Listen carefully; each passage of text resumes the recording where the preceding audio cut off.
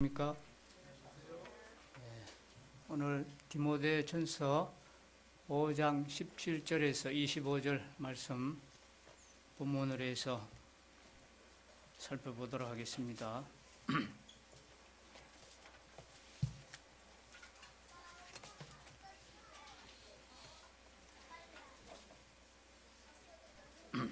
디모데전서 5장 17절에서 25절입니다. 교독하도록 하겠습니다. 제가 먼저 읽겠습니다.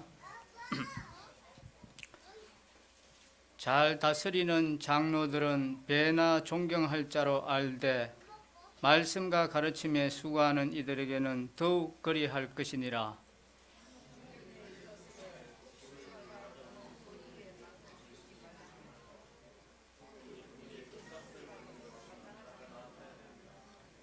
장로에 대한 고발은 두세 정인이 없으면 받지 말 것이요,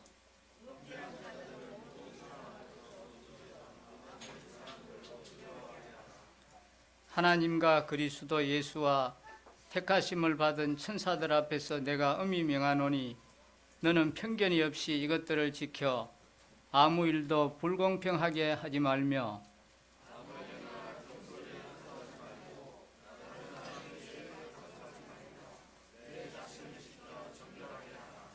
이제부터는 물만 마시지 말고 내 위장과 자주 나는 병을 위하여는 포도주를 조금씩 쓰라.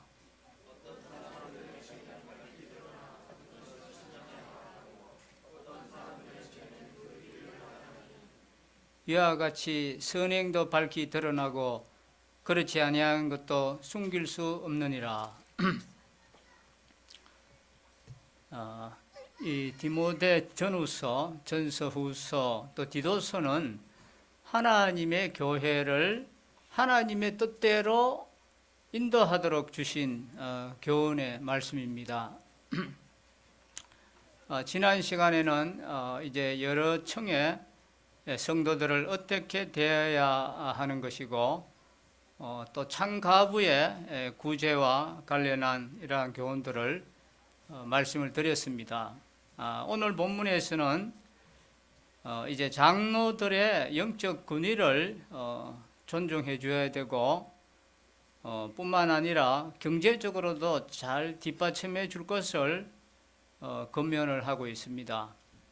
이것은 저들의 권위가 존중되지 아니할 때 교회 질서가 제대로 확립되지 못하기 때문에 그렇습니다. 그리고 바울은 또 디모데에게 장로에 대한 고발과 목회 지침도 제시해 주고 있습니다.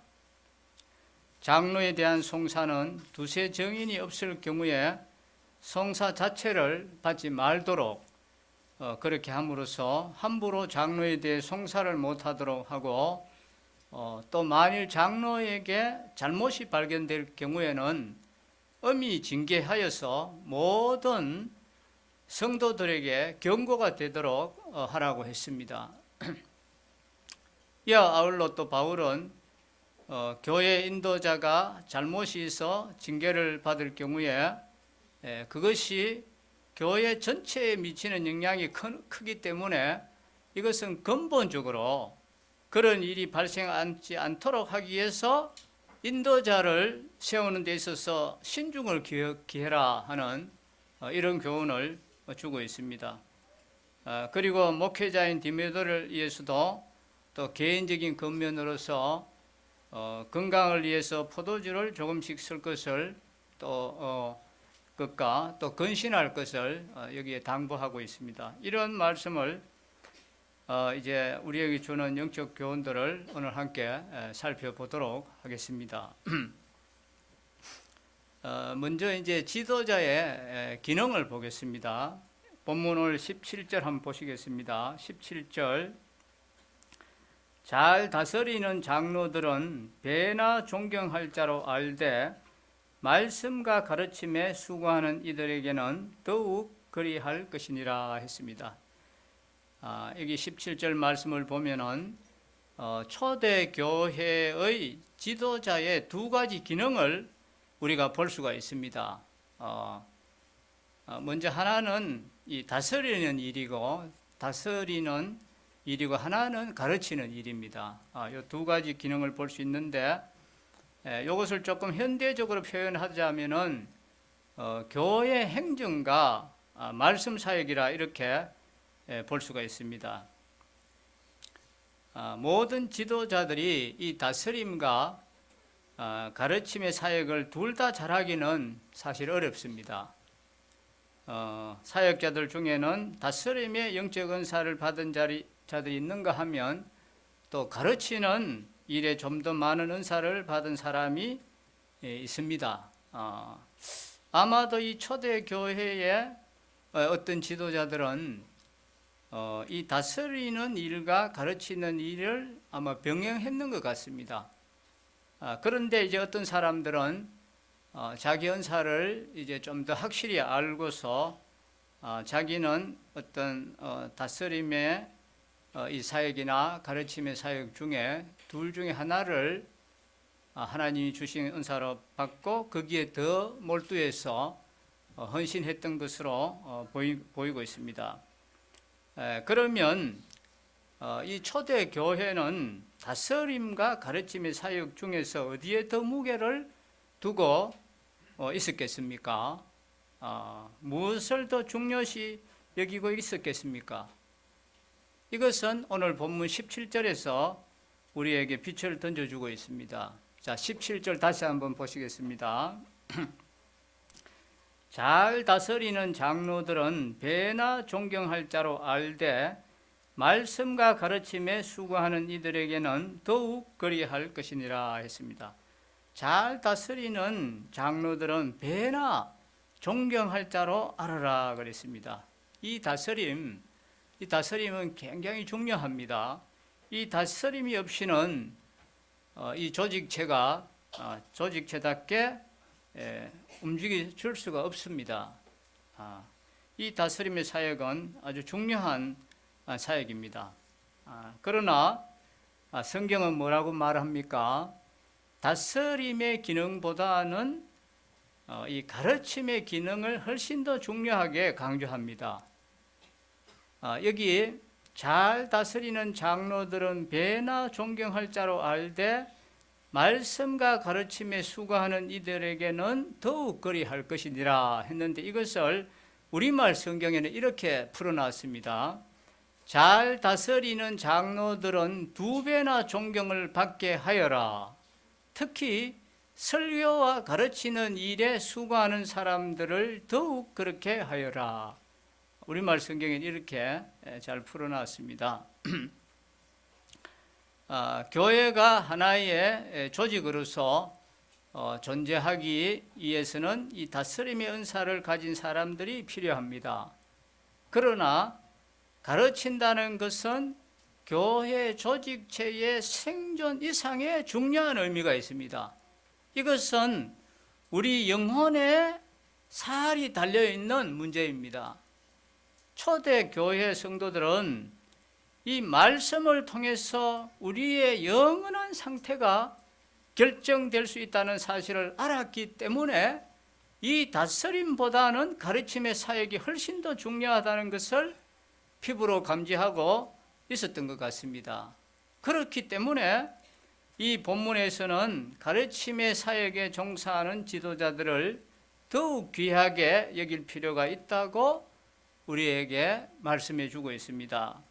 이 바울 사도는 이러한 전제와 함께 이제 교회 공동체가 지도자를 향해서 어떤 태도를 가져야 할 것이며 또 그리고 지도자가 자신의 지도자적 기능을 어떻게 또 관리해야 될 것인가 하는 여기에 초점을 맞추어서 메시지를 전하고 있습니다. 그러면 이제 지도자에 대한 교회 공동체의 태도를 살펴보도록 하겠습니다. 교회 공동체가 지도자를 어떤 안목에서 보아야 하는가, 어떻게 지도자를 생각해야 하는가, 사도 바울은 여기에서 세 가지를 강조하고 있습니다. 첫 번째로 지도자의 역할을 존중해 주라 했습니다. 왜 지도자를 존중해야 됩니까? 그가 장로이기 때문에 그냥 존중해야 한다는 이야기입니까? 아니면 그가 수행하는 그 역할이 소중하기 때문에 존중해야 한다는 이야기입니까?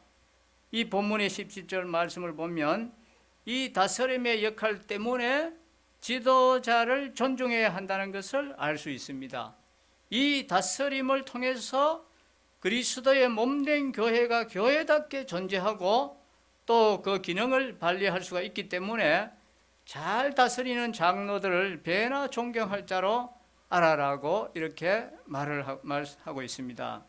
그러나 말씀과 가르침에 수고하는 이들에게는 더욱 그리할 것이니라. 이 말씀과 가르침에 종사하는 지도자들을 더욱 존경해야 할 이유가 무엇입니까?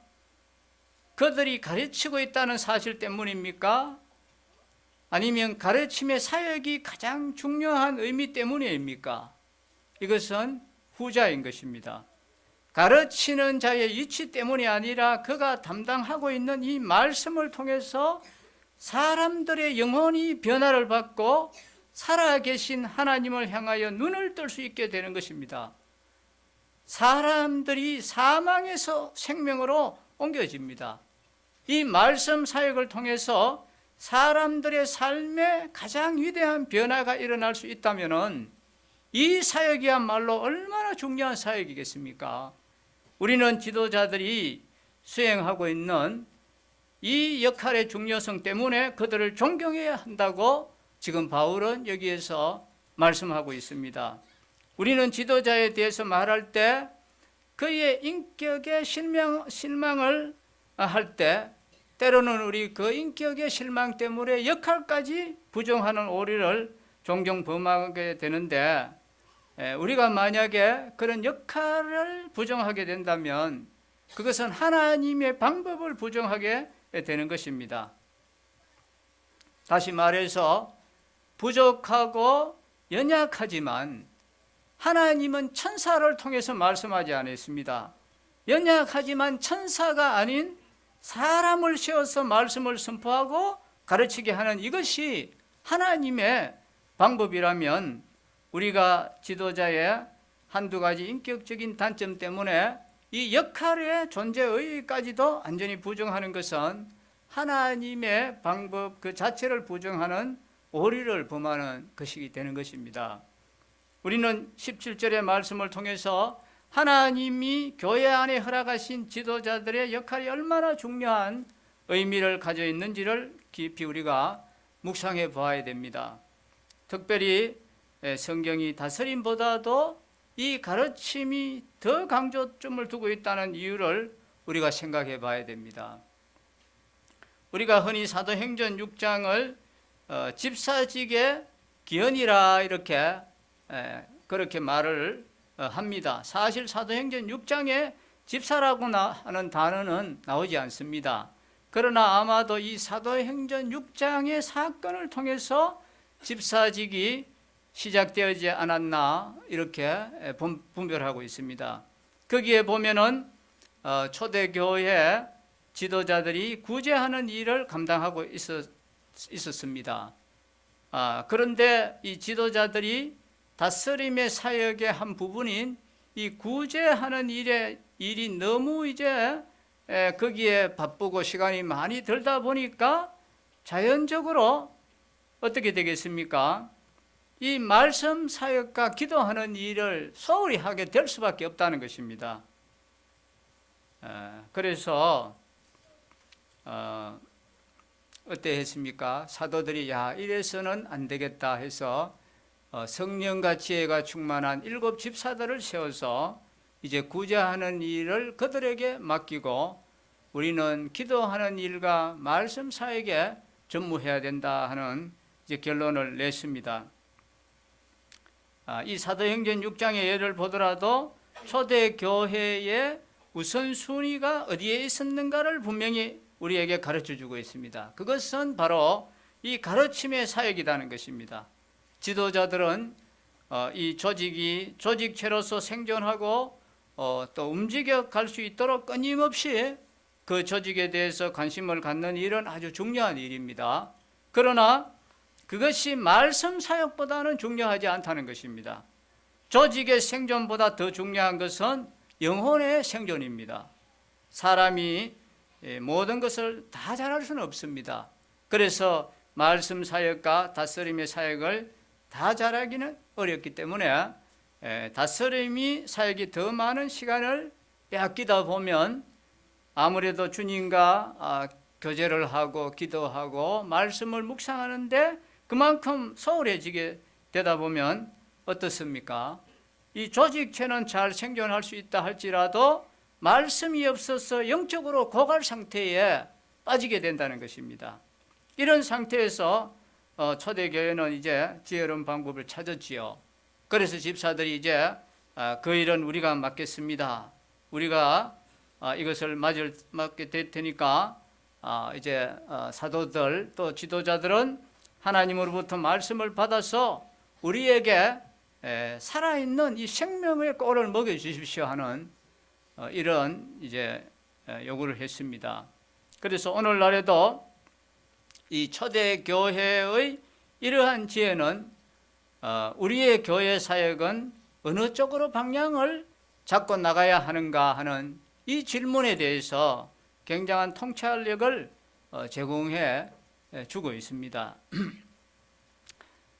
그리고 이제 둘째로 이제 우리는 이 지도자의 생활을 책임지라 하는 것입니다. 이제 18절 말씀을 한번 보시겠습니다.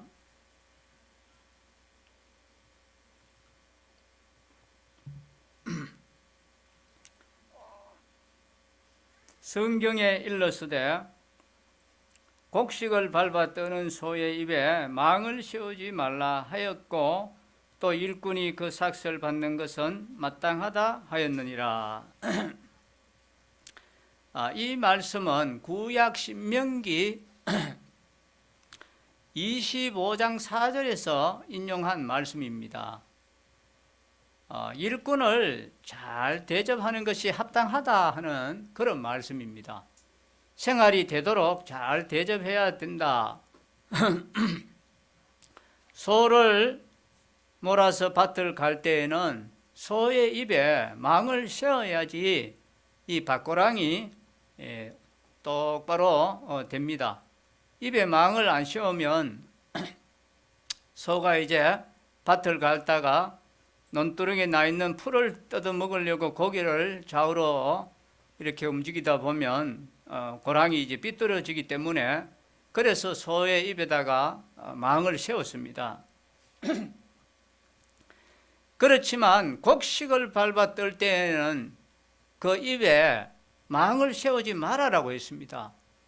이 유대 나라에는 밀 농사가 대부분이라서 이제 밀을 베고 타작마당에 쭉 펴놓고는 소에다 이제 널찍한 그 돌을 매달아 가지고 빙빙 돌아가도록 그렇게 했습니다. 그때 이제 돌의 무게로 인해서 타작이 되어서 밀이 떨어져서 이렇게 나오는데 그때 이제 소가 밀을 들어 이제 먹기 때문에 이방인 중에는 아깝다고 망을 세우는 그런 사람들이 있었습니다.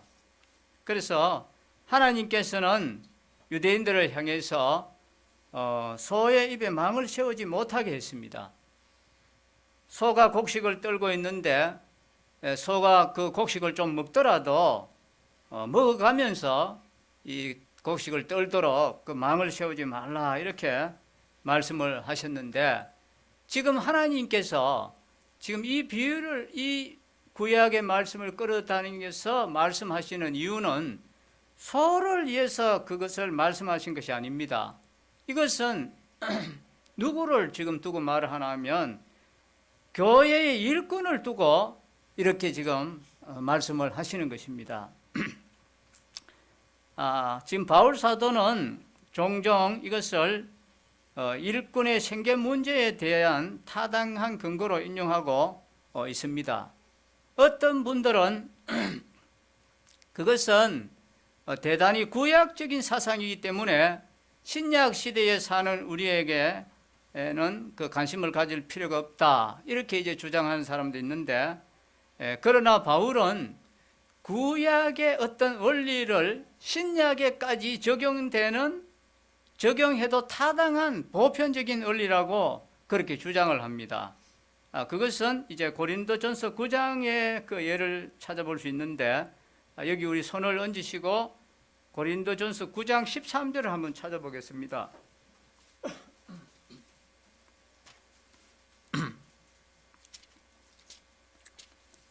고린도전서 9장 13절 말씀을 보겠습니다. 성전의 일을 하는 이들은 성전에서 나는 것을 먹으며 제단에서 섬기는 이들은 제단과 함께 나누는 것을 너희가 알지 못하느냐. 이와 같이 여기까지 13절 읽었습니다. 여기서 이제 물론 성전 또 제단, 이것은 아주 다분히 구약적인 그런 개념입니다. 그러나 이제 그 다음 절을 보면은 바울은 똑같은 원리가 신약 성경에도, 신약 시대에도 계속 타당하게 적용된다는 것을 지금 강조하고 있습니다. 자, 14절을 한번 보십시다. 이와 같이 주께서도 복음 전하는 자들이 복음으로 말미암아 살리라 명하셨느니라 했습니다. 다른 것에 생계를 의지하지 않고 이 복음을 전하는 일에 자기의 모든 시간을 들이는 자들은 그 사역만으로 생계가 해결되어야 할 필요가 있다는 사실을 명시하고 있는 것입니다. 그런데 이제 그 다음 절이 이제 또 문제가 되지요. 그래서 어떤 분은 바울의 경우를 그 근거로 들고 있는데, 그 15절을 한번 보십시다. 15절. 그러나 내가 이것을 하나도 쓰지 아니하였고 또 이 말을 쓰는 것은 내게 이같이 하여 달라는 것이 아니라 내가 차라리 죽을지언정 누구든지 내 자랑하는 것을 헛된 대로 돌리지 못하게 하리라 그랬습니다.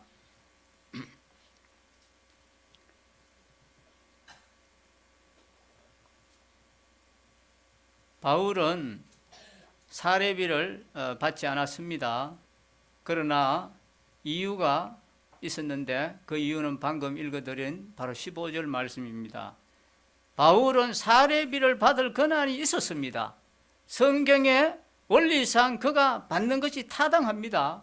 그러나 만약 바울이 사례비를 받으면 주변 사람들이 바울이 복음을 위해서가 아니라 사례비 때문에 전도한다는 오해를 받을 수 있었기 때문에 그는 그러한 자기의 권한을 스스로 포기했는 것입니다. 주장해야 할 권한임에도 불구하고 그것이 복음의 영광에 해방이 될 것을 두려워해서 포기를 했는 것입니다. 그러나 원칙은 무엇입니까? 원칙은 바울의 경우가 원칙입니까? 예외입니까? 그것은 예외입니다.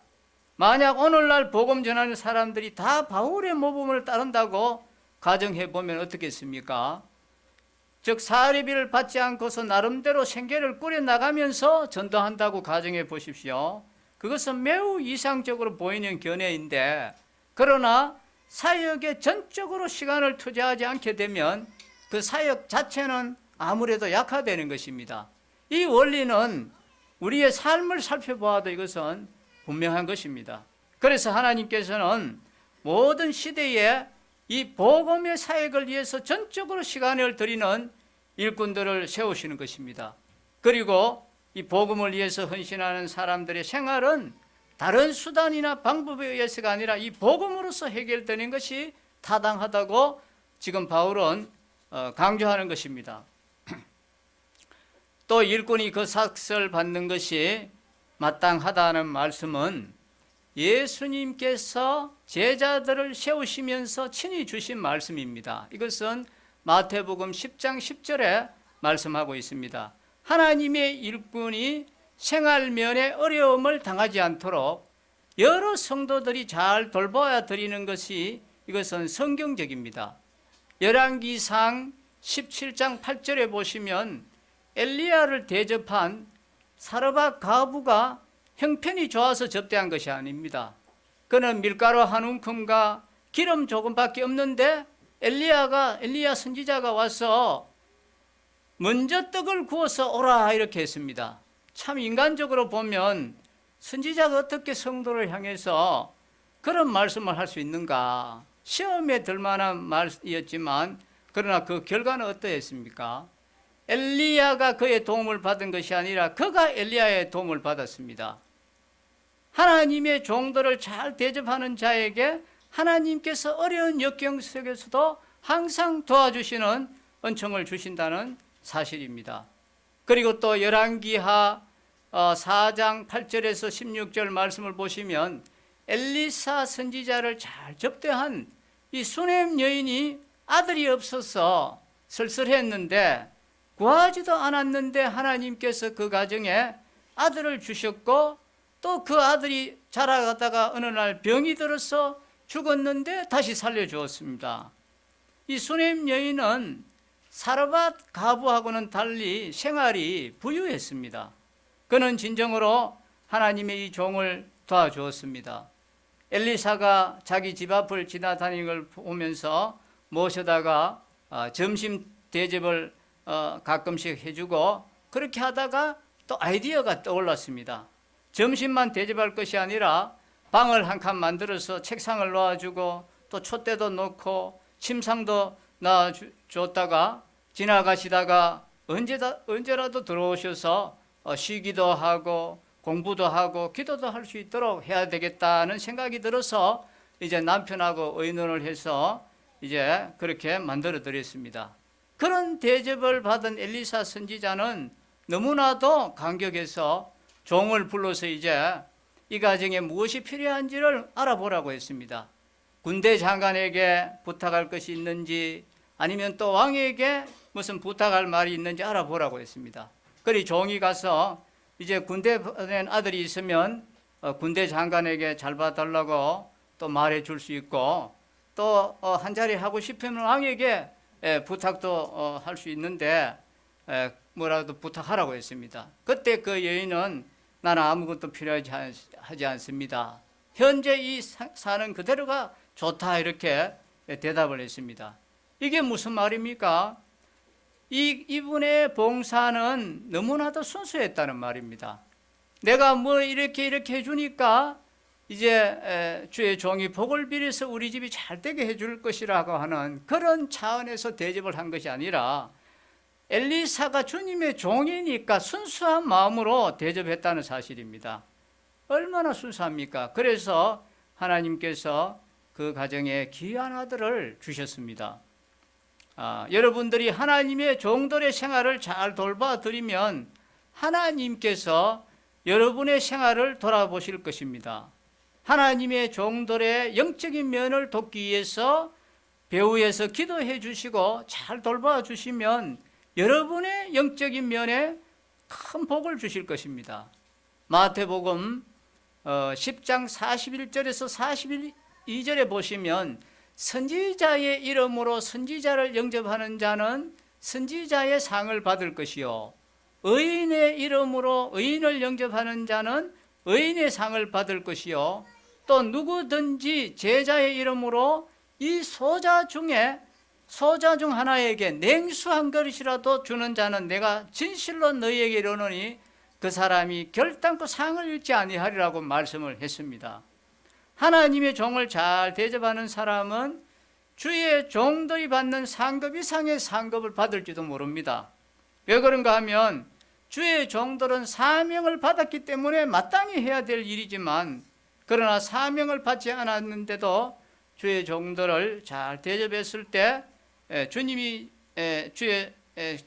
그 종에게 받는 상급을 그도 주신다는 것입니다. 일꾼을 존경한다면 생활 부분을 또 잘 돌봐야 된다는 말씀입니다. 그것이 실제적인 존경의 표라는 말씀입니다. 우리가 말은 비단이면서 아무것도 도와주지 않는 사람이 또 많이 있습니다. 말로는 얼마나 고생합니까? 형편을 잘합니다 하고 위로하고 격려하면서 실질적으로 아무것도 도와주지 아니하면 그것은 아무짝에도 쓸데없다는 말입니다. 그래서 옛날부터 말로 하는 잔치는 동네가 먹고도 남는다고 그런 말을 했듯이 그런 말로만 하는 것은 쓸데가 없다는 것입니다. 그래서 기도하는 것과 말씀 전하는 것에 전무할 수 있도록 여러 방면으로 실질적으로 도와주어야 되는 것입니다. 일꾼도 별 수 없는 사람입니다. 이 땅에서 밥을 먹어야 되고 또 옷도 입어야 되고 똑같이 우리가 살아가는 사람이기 때문에 그래서 모든 면을 위해서 기도해주고 도와줘야 감당할 수 있는 것입니다. 그리고 세 번째로 이제 지도자의 명예를 지켜주라 했습니다. 19절 이제 본문 돌아와서 본문 돌아오셔서 19절을 보시겠습니다. 장로에 대한 고발은 두세 증인이 없으면 받지 말 것이요 했습니다. 장로가 무엇을 잘못했다는 소문이 떠들 때 여러분은 어떻게 합니까? 그 소문에 동조하겠습니까? 사람들은 남에 대한 소문을 즐기려는 본성이 있습니다. 그러나 바울은 이와 같은 경우에 이렇게 말하고 있습니다. 지도자에 대한 어떤 고발이나 비난거리가 있으면 그것을 그대로 수용하지 말고 그 확실한 사건을 목격한 뚜렷한 두세 증인이 없을 때에는 장로들에 대한 송사는 아예 하지도 말아라는 그 말씀을 지금 하고 있습니다. 왜 그렇습니까? 이 원칙은 다른 모든 성도들에게도 똑같이 적용이 되는 말씀입니다. 바울은 특별히 지도자에게 이것을 강조하는 이유가 어디에 있다고 생각합니까? 그들은 바로 이 지도자이기 때문에 그렇습니다. 이 교회의 지도자가 흔들리면 결국은 누가 흔들리고 그것은 누가 타격을 받습니까? 그 교회 공동체 전체에 흔들릴 수밖에 없는 것입니다. 지도자의 명예를 지키는 일일 뿐만 아니라 그것은 한 걸음 더 나아가서 우리가 속해 있는 이 공동체, 교회 공동체의 명예를 지키는 일이고 또 우리는 더 나아가서 주님의 명예를 수호하는 것이 되는 것입니다. 자신이 정말 우리가 하나님의 영광을 위해서 살기를 원한다고 고백하는 그리스도인이라면 우리는 교회의 명예와 주님의 명예를 지키기 위해서라도 이 지도자에 대한 이 발설, 비난하는 그런 것들은 항상 조심해야 될 것을 우리에게 여기에서 교훈해 주고 있습니다. 그러면 어떤 분들이 말을 합니다. 그러면 지도자가 범죄한 사실이 드러났을 때는 어떻게 해야 됩니까? 하는 질문을 하는데 그것에 대한 답변이 바로 여기에 20절 말씀입니다. 자, 20절 한번 보시겠습니다. 범죄한 자들을 모든 사람 앞에서 꾸짖어 나머지 사람들로 두려워하게 하라 그랬습니다. 지도자의 잘못이 분명한 사실일 때 그것은 공적으로 다루어라 하는 것입니다. 모든 사람 앞에서 꾸짖어라. 이것은 사적인 교정으로 끝나지 말아라는 뜻입니다. 왜냐하면 지도자는 공인이기 때문에 그렇습니다. 그는 공동체를 이끌어가야 할 중요한 책임을 가지고 있는 공적인 사람이기 때문에 그에 대한 문제는 공적으로 다루어지는 것이 타당하다는 것입니다. 또 그렇게 함으로써 교회가 이런 문제를 공개적으로 정당하게 해결할 수 있을 때 사람들은 하나님의 영광과 하나님의 공의 앞에 두려움을 갖게 된다는 것입니다. 보통 일반 우리 교단 교회에서는 어떻습니까? 이 7이라는 것이 없습니다. 사실은 그렇기 때문에 이 교회의 권위가 상실하고 있습니다. 예를 들어서 교회의 인도자나 또 교회의 어떤 한 교인이 징계가 있어야 할 때 사실 징계를 하지 않습니다. 일반 이 교단에서는 불신 결혼하는 사람이 얼마나 많습니까? 그래도 교회에서 전혀 징계하지 않습니다. 그러나 모임은 어떻습니까? 모임은 징계하고 있습니다. 또 간음을 하고 이혼을 해도 징계하지 않는데 우리 모임에서는 이것을 징계를 하고 있습니다. 그래서 그런 면에서 우리는 사람이 더 적게 모일 수 있고 또 교단교회는 더 많이 모일 수도 있습니다. 예를 들어서 어떤 사람이 교단교회에서 잘못을 했습니다. 그래서 당신은 이제 앞으로 석 달 동안 교회 출입을 금합니다. 이렇게 하면 그 사람은 어떻게 하겠습니까? 석 달 동안 교회 안 나오고 그렇게 회개하고 하겠습니까? 그 사람은 교회가 여기밖에 없나, 길만 건너면 교회인데 하고 다른 데로 가겠지요. 그러니까 이 치리가 안 되는 것입니다. 그러나 초대교회는 그렇게 안 했습니다. 초대교회는 그렇게 통하지를 않았습니다. 여기 교회에서 징계를 받으면 다른 교회에서도 그 사람을 받아주지를 않았습니다. 거기에 가서 징계를 다 풀어야지 받아줬지 받아주지를 않았습니다.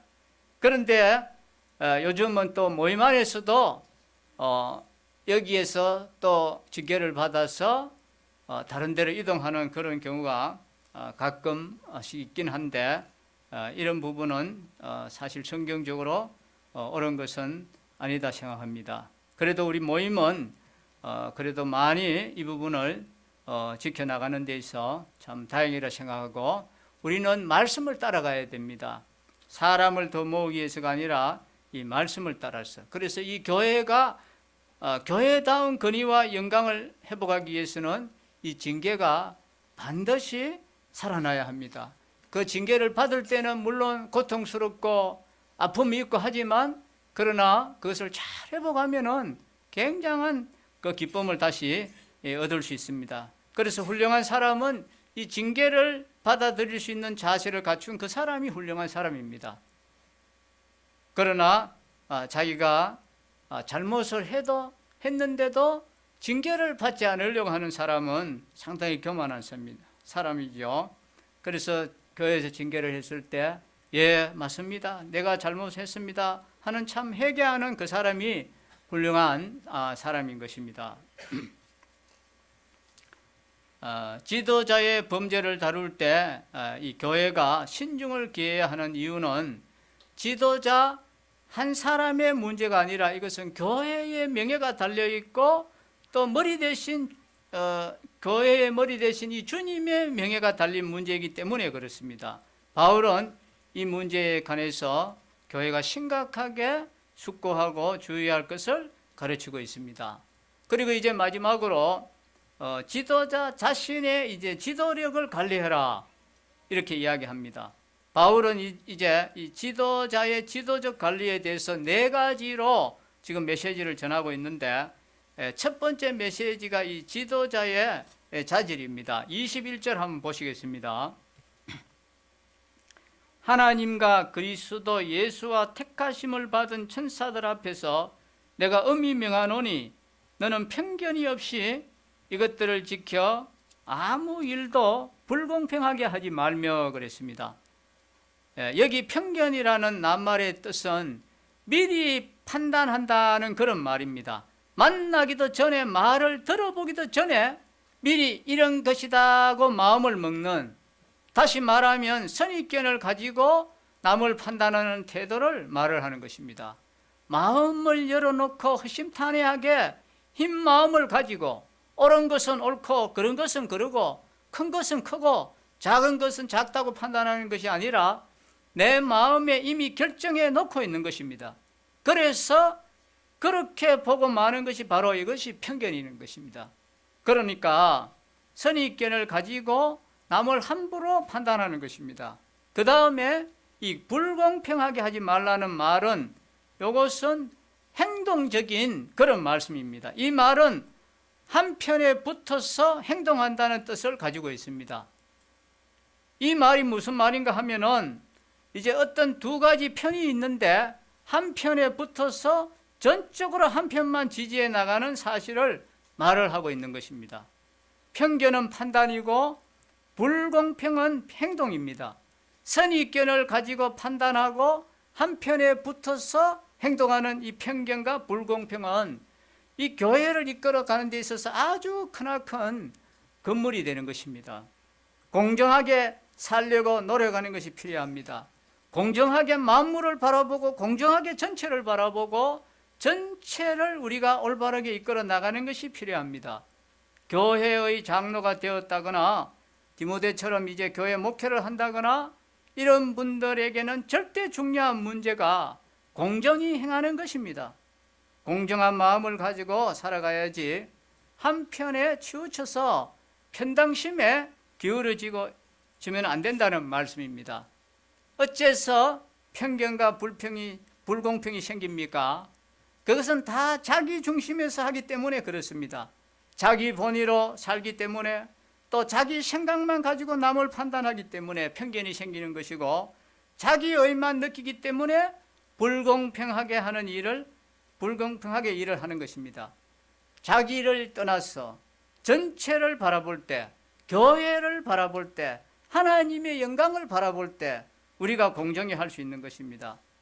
이탈리아의 유명한 지휘자 토스카니라는 분이 있는데, 이 토스카니라는 분은 성격이 아주 괴팍하고 남을 훈련시킬 때 굉장히 무섭게 훈련을 시켰다고 합니다. 그래서 그의 지휘를 받은 사람들은 참 어렵다고 합니다. 어떤 때는 오케스트라를 지휘하다 보면은 그 대원들이 반발을 일으키려서 도망하는 경우도 많았다고 합니다. 한 번은 그가 베토벤의 교향곡을 지휘해 나가는데 역시 무섭게 이제 하니까 한 사람이 이제 더 이상 못하겠다고 반발을 하면서 당신 말 못 듣겠다고 했습니다. 그때 이 토스카니가 바라보면서 하는 말이, 여보시오, 지금은 토스카니가 여기에 있지 않습니다. 당신도 여기 있지 않습니다. 다만 우리 사이에는 베토벤만 있을 따름입니다. 우리가 어떻게 하면 이 베토벤을 올바르게 드러낼 것이냐, 그것이 우리의 가업이 아니겠습니까? 그것은 내 가업도 내 가업이고 그것이 바로 당신의 가업이요 우리 전부의 가업입니다.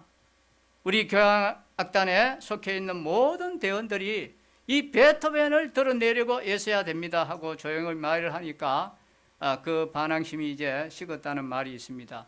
이 한 곡 속에 오직 언작자인 베토벤만 살아있어야 된다. 아무도 필요 없다.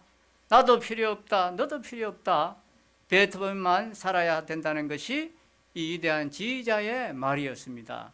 음악의 지휘자도 그랬는데 하물며 교회 문제에 있어서 오직 교회를 위해서, 오직 하나님의 영광을 위해서 어떻게 하는 것이 가장 교회에 유익할 것이냐, 하나님의 영광에 가장 유익할 것이냐 하는 그것이 앞서야 하지 않겠습니까? 자꾸 자기가 앞서 나갈 때 거기에 편견과 불공평이 나온다는 것입니다. 자, 이제 22절 한번 보십시다. 아무에게나 경솔히 안수하지 말고 다른 사람의 죄에 간섭하지 말며 내 자신을 지켜 정결하게 하라. 아무에게나 경솔히 안수하지 말고 그랬습니다. 이제 이 직분을 세울 때 조심해라는 것이죠.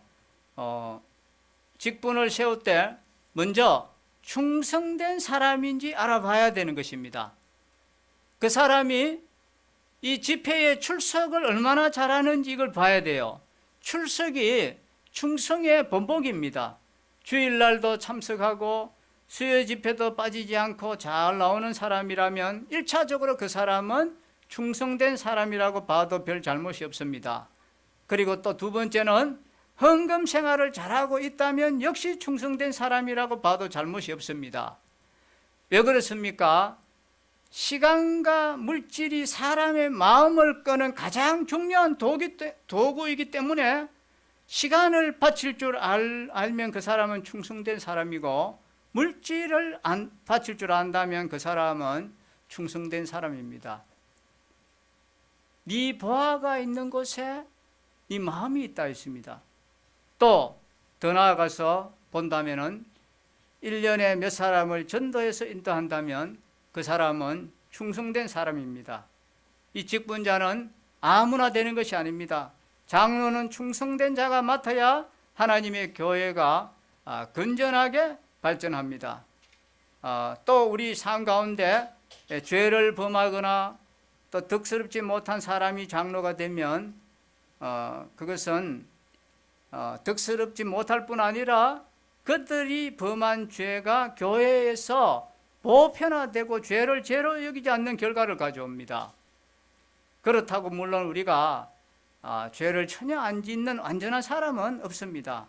그렇지만 우리가 우리 자신의 그 부족을 늘 깨닫고 예수님의 말씀에 순종하면서 우리 주님을 닮아가기를 원하는 사람을 세우면은 그 사람은 점진적으로 성장해가고 자신이 성장해 가지만, 그러나 이제 자신의 부족을 모르고 남의 잘못만 보고 지적하는 그런 사람은 주님께서 말씀하신 것처럼 형제의 눈 속에 있는 티는 보고 네 눈 속에 있는 들보는 깨닫지 못한 자이다 했습니다. 이런 사람을 함부로 안수하여 세우면 이 공동체에 치명적인 타격이기 때문에 잘 분별해야 된다고 했습니다. 그리고 이제 두 번째 메시지가 이제 성적인 순결입니다. 22절 한번 보십시다. 아무에게나 경솔히 안수하지 말고 다른 사람의 죄에 간섭하지 말며 내 자신을 지켜 정결하게 하라 했습니다.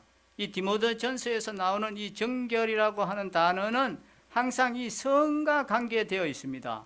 본문의 경우도 그렇고 성적인 순결, 또 얼마나 많은 지도자들이 이 문제 때문에 넘어지고 있습니까?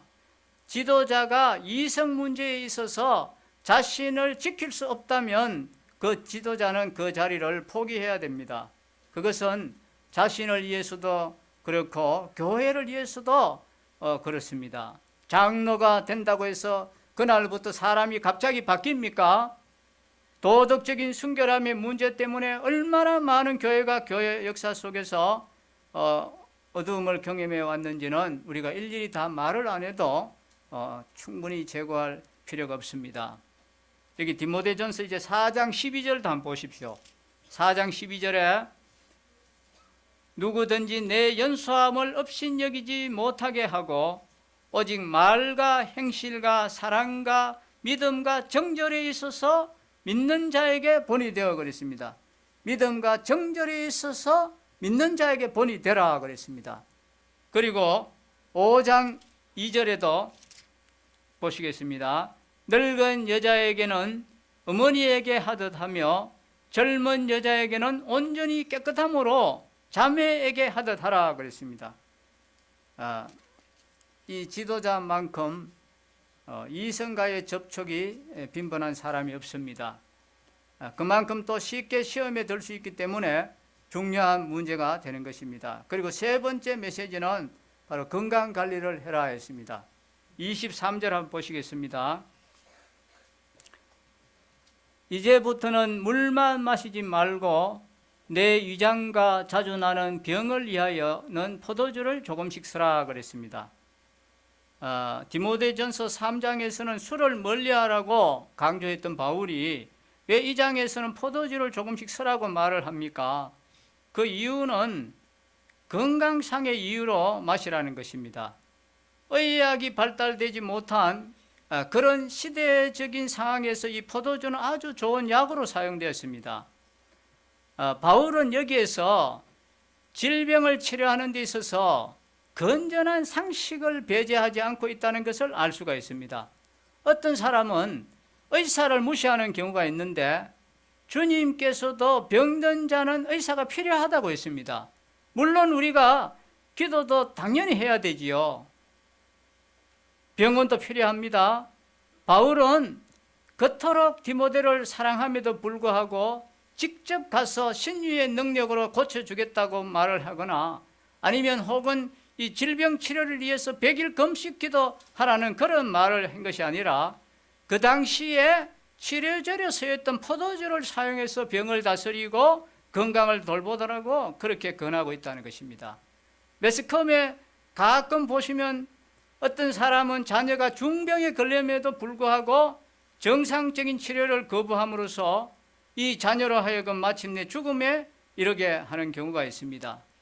또 심지어 어떤 목사들은 한 목사의 아내가 병들자 성령으로 치료해야 된다고 하면서 막 두들겨 팹니다. 그리고 이상한 방법을 동원하다가 결국은 그 사람이 죽게 되었는데 이번에는 부활시키며 시켜야 된다고 2달이 넘도록 장례도 치르지 않고 있다가 이웃의 신고로 이제 구속되기도 했습니다. 그러나 이처럼 상식을 무시하는 허황된 행동들은 결국 세상으로 하여금 복음과 말씀의 진리에 대해서 그릇된 오해와 편견을 갖도록 만든다는 것입니다. 지도자는 자기에게 주어진 지도력의 이 관리를 위해서 그리고 자기에게 맡겨주신 영혼들을 위해서 자신의 건강을 또 책임을 져야 하는 것입니다. 이제 마지막으로 네 번째 메시지는 이 선행의 삶입니다. 24절 말씀을 보십시다. 어떤 사람들의 죄는 밝히 드러나 먼저 심판에 나아가고 어떤 사람들의 죄는 그 뒤를 따르나니 그랬습니다. 죄는 발견될 수밖에 없습니다. 폭로될 수밖에 없습니다. 비밀이라는 것은 없습니다. 25절에 이와 같이 선행도 밝히 드러나고 그렇지 아니한 것도 숨길 수 없느니라 했습니다. 지금까지 걸어왔던 그의 삶이 이 선행의 기록을 가지고 있는가 아니면 범죄의 기록을 가지고 있는가, 교회의 지도자로 세워지는 사람에게 있어서 이 문제는 심각하게 고려되어야 됩니다.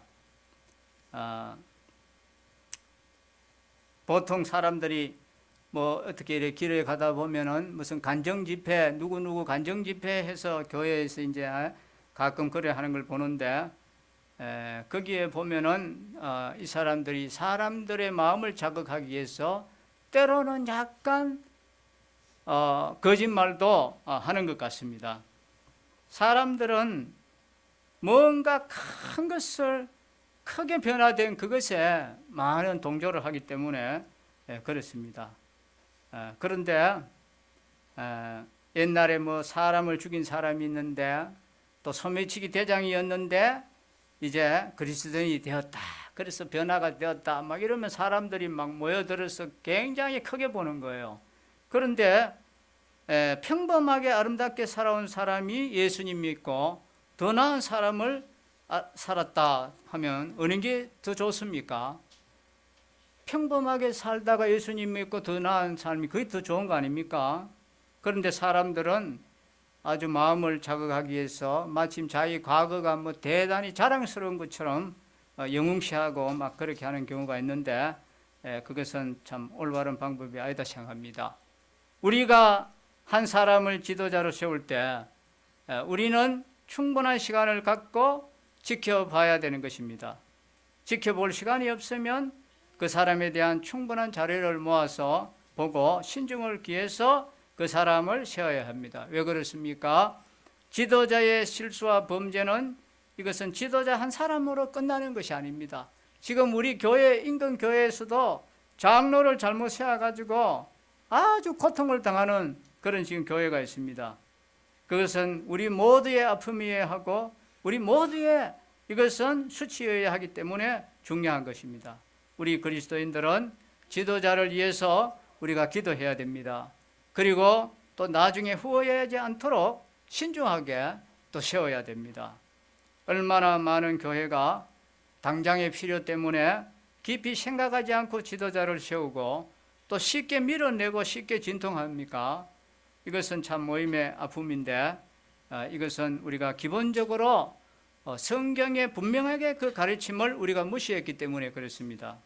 성경은 얼마나 자세하게 분명하게 장로의 자격에 대해서도 디모데전서 3장에서도 잘 말씀해 주고 있기 때문에 우리는 구체적이고도 실제적인 도움을 주는 가르침이 될 수 있었으면 좋겠습니다. 오늘 말씀을 요약하자면은 이 지도자의 기능에 대해서 말씀했습니다. 잘 다스리는 장로들을 배나 더 존경할 자로 알되 이 말씀과 가르침에 수고하는 이들에게 더욱 그리할 것이더라. 다스림의 사역이 중요한 사역이지만 그러나 성경은 다스림의 기능보다는 가르침의 기능을 훨씬 더 중요하게 강조한다는 것이고, 또 이제 지도자에 대해서 교회의 태도는 지도자의 역할을 존중해주고 그분의 생활을 책임져주고 또 지도자의 명예를 지켜주고 또 지도자 자신은 지도자가 그 어떤 일을 처리하는데 편견이나 불공평함이 없이 공평하게 하고 또 경솔히 안수하지 말고 또 성적인 순결을 지키고 또 자기의 건강관리도 하고 선행의 삶도 지켜나갈 것을 우리에게 말씀해 주고 있습니다. 기도하겠습니다.